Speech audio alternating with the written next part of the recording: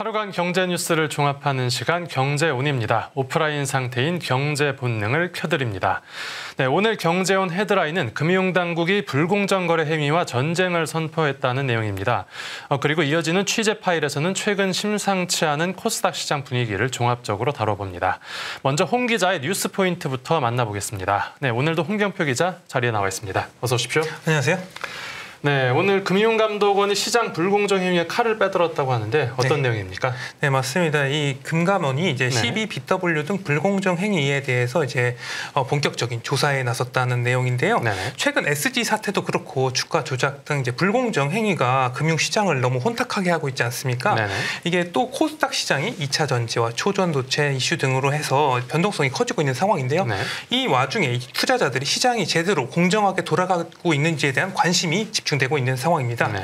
이에 이제 금감원이 본격적으로 시장 불공정 행위 조사에 이제 착수했다, 이런 소식 이제 전해드릴 거고요. 네. 이는 이제 금융시장 전문 매체 연합 인포맥스가 발빠르게 처음으로 이제 보도한 소식입니다. 네, 그 조사, 이제 금감원 조사 네네. 첫 타겟이 어디입니까? 이 첫 타겟은 이제 메리츠 증권인데요. 네네. 직접 현장 검사에 나섰습니다. 네. 12와 BW 같은 경우는 이제 이름이 채권으로 끝나잖아요. 그렇죠. 겉으로는 이제 채권으로 보이는데 12가 전환사채고 맞습니다. BW가 신주인 인수권부사채. 네네. 이제 주식으로 변환할 수 있는 권리를 보유한 증권이라고 볼 수가 있는 것이죠. 네네. 이 증권의 이제 특정 성질을 이용해서 이제 주가 조작에 사용하는 투자자들이 상당히 늘고 있습니다. 네. 이게 12를 통해서 시세 조정 등을 통해서 주가를 띄운 뒤에 이제 네네. 12를 주식으로 전환해서 부당 이득을 취하는 경우도 있고요. 네. 특히 이제 전환사채 발행이 시장에서는 이제 돈이 들어오니까 일종의 투자 유치로 해석되는 경향이 있어서 네. 주가 띄우기에 많이 이제 이용이 돼 왔었는데 이제 3호 12 공시 의무가 상대적으로 느슨하다는 특징도 있어서 이게 주가 조작에 많이 사용되고 있다. 뭐 이런 분석도 나오고 있습니다.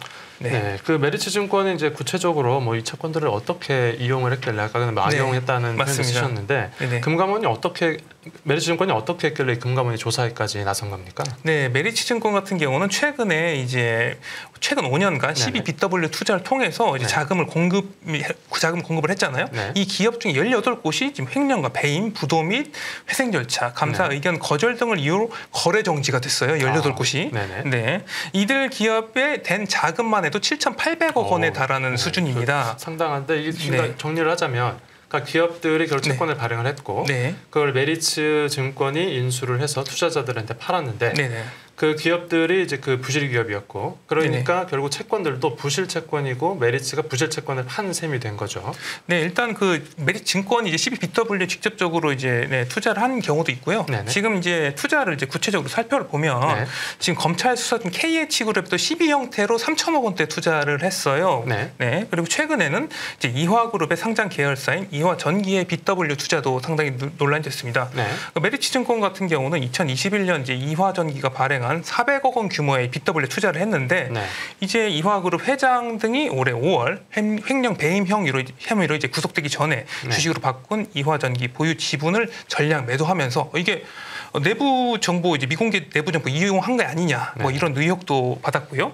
또 이제 경영 중에 횡령 배임 혐의가 불거진 이화전기와 이화그룹의 다른 계열사인 네. 이제 이트론 EID 같은 경우는 이제 현재 모두 매매 거래가 정지가 된 상황입니다. 네네. 네, 이 얘기를 들어보면 뭐 한두 곳이 아닌데 맞습니다. 그 기업들이 다 부실한 기업이었다는 걸 메리츠 증권도 알고 있었겠죠?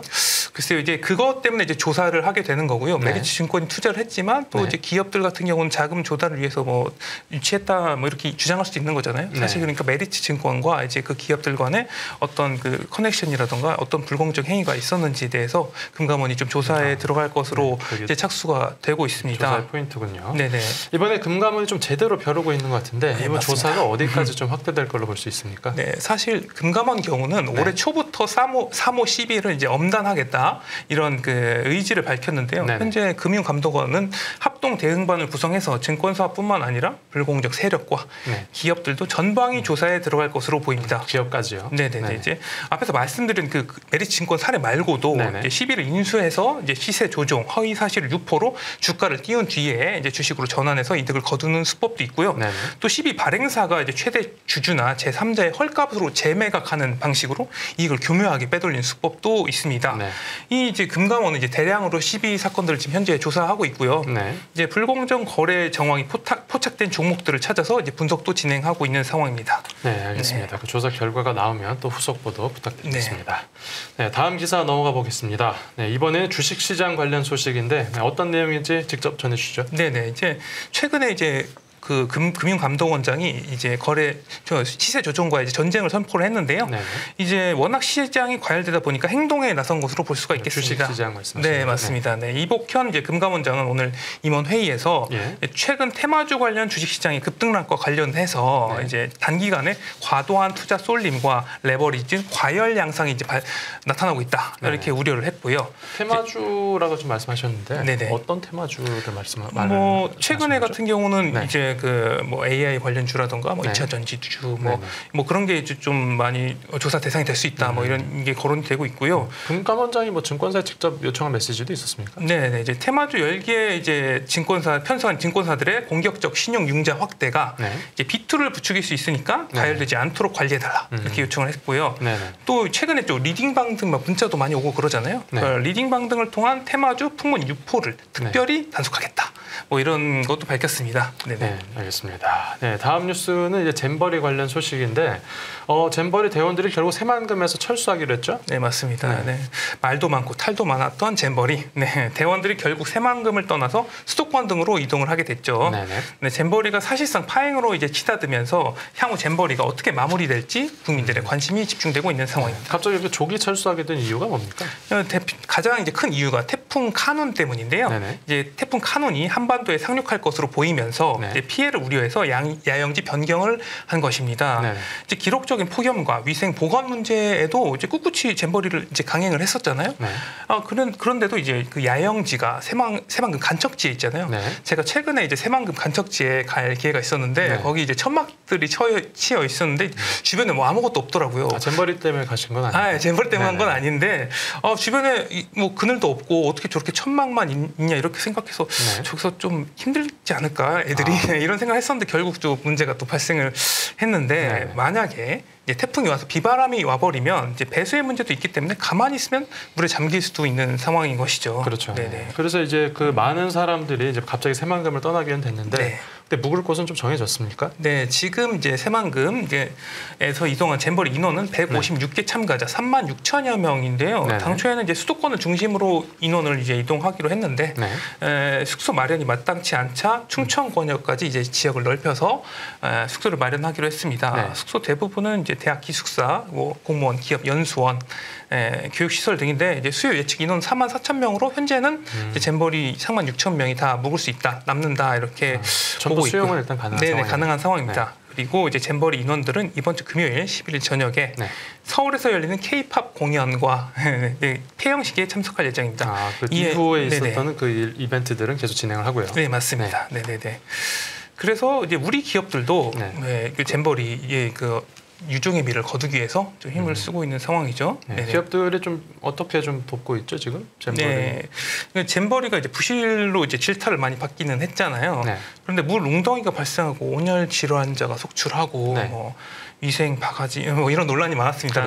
그런데 이제 정부도 직접 잼버리 행사 지원에 나섰고요. 이제 기업들도 국격이 달린 세계적인 행사를 무사히 마무리하기 위해서 이제 적극적으로 뛰어든 상황입니다. 기업들이 뭐 지원을 해준다고 했는데 뭐 어떤 구체적인 지원이 있는 겁니까? 이제 기업들이 이제 대원들이 야영장에 있을 때는 뭐 생수, 쿨스카프, 화장실 등 이제 피해 예방과 위생관리 지원에 나섰는데 이제 남은 기간은 이제 사업장 견학 프로그램을 좀 진행할 예정이라고 하네요. 견학이요? 견학이면 뭐 어떤 사업장을 방문하는 겁니까?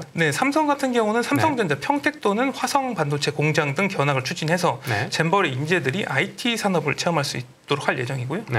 SK그룹 같은 경우는 계열사별로 ICT 반도체 기술을 체험하는 견학 프로그램을 마련하기도 했습니다. SK텔레콤은 서울에서 증강현실, AR 기술을 활용한 프로그램을 실시하기도 했고요. SK하이닉스는 이천 반도체 공장 투어도 실시할 예정이고요. 또 다른 기업도 있나요? 그 현대차 그룹은 이제 해외 스카우트 대원을 대상으로 전주 공장 이제 견학을 실시할 예정이고요. 남양 연구소가 또 유명하잖아요. 또 남양 연구소도 견학 프로그램을 추가로 운영하는 방안도 추진하고 있습니다. 롯데 호텔앤리조트는 이제 잼버리 대원들에게 전통 음식 만들기, 한복 입어보기, 이제 전통 놀이 등으로 구성된 이제 한국 문화 체험 프로그램도 가동할 예정이죠. 상황이죠. 유통업체답네요. 네, 맞습니다. 네, 이제 훈훈하게 이제 잼버리를 마무리하기 위해서 K-팝 그룹들이 이제 시간이 정해졌죠. 이제 11일 7시 상암동 월드컵 경기장에서 열리고요. 이제 라이브 콘서트에 대거 이제 출연할 예정이고요. 저도 방송 끝나고 바로 들려가면 뭐 가능할 것 같습니다. 도착할 수 있는 시간. 네, 그 빌보드 차트를 휩쓴 뉴진스 등 이제 우리나라를 대표하는 아티스트들이 이제 참여할 계획이고요.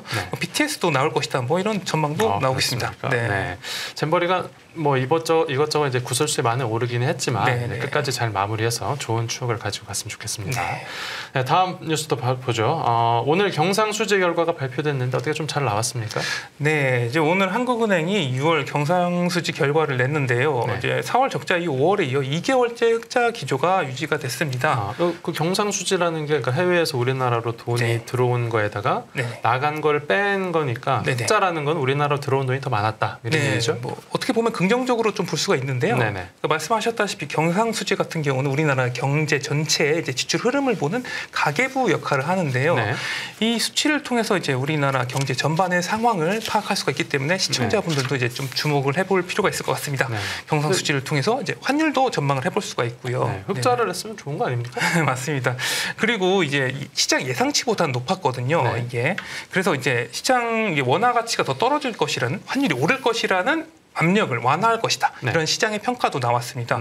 그런데 이제 속살을 까보면 이제 그렇게 긍정적이지만은 않아요. 이게 왜 그러냐면 올해 6월까지 상반기 누적 경상수지는 24억 4천만 달러였거든요. 이게 작년보다 90% 감소한 수준이었습니다. 그러니까 흑자긴 하지만 1년 전보다 규모가 더 줄었고. 맞습니다. 좀 더 세부적으로 경상수지를 살펴보면 어떻습니까? 이게 지금 왜 흑자가 나게 되는지를 좀 살펴봐야 될 것 같은데요. 이게 수입이 수출보다 더 많이 줄어서 흑자가 나게 된 것입니다. 일종의 이게 불황형 흑자라고 볼 수가 있는 것이죠. 이제 수출을 살펴보면 10개월 연속 뒷걸음질이고요. 석유와 화학 산업이 이제 중국의 경기 침체로 인해서 직접적인 타격을 받았습니다. 아시다시피 반도체와 철강도 좀 힘들었고요. 승용차는 예외적으로 수출이 증가하기도 했습니다. 그리고 이제 수입 측면을 살펴보면 이제 감소액과 감소율 모두 수출을 웃돌았는데 이제 에너지 수입 가격 하락으로 원자재 수입이 급감한 이제 영향이 상당히 크다고 볼 수가 있겠습니다. 지금 뭐 이제 이번에는 그래도 수입이 줄어서 그나마 흑자를 보기는 했지만 뭐 유가 때문에 수입액이 더 늘어나거나 혹은 이제 수출 상황이 더 안 좋아지게 되면 이 경상수지도 다시 적자로 돌아갈 수 있다. 뭐 이렇게 정리를 할 수 있겠습니다. 맞습니다. 오늘 뉴스 포인트는 여기서 마무리하죠. 잘 들었습니다. 감사합니다.